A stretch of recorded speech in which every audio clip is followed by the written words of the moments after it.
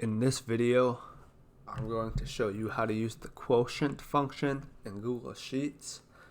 So there's a few different ways in Google Sheets to do division. One way is using the quotient function.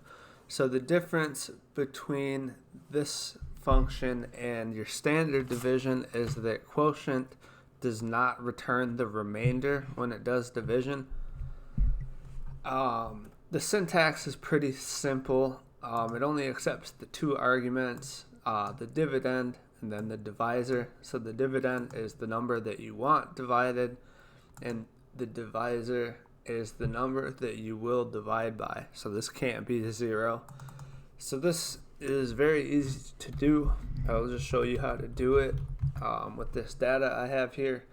So this is going to be my dividend, and I'm going to divide it by this column, and then I'll paste this down. So you can see 2 goes into 5 2 times, and then it does not return the remainder, so it just is 2.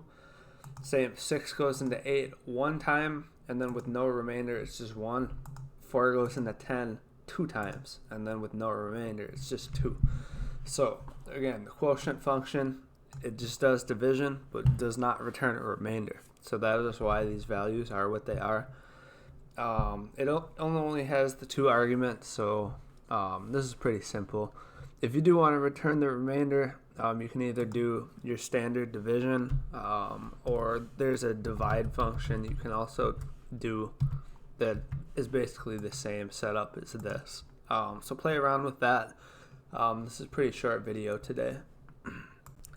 Thank you for watching the video. If you haven't already, make sure to hit the subscribe button. If you have any questions or content suggestions, just let me know in the comments and I'll try my best to answer everyone.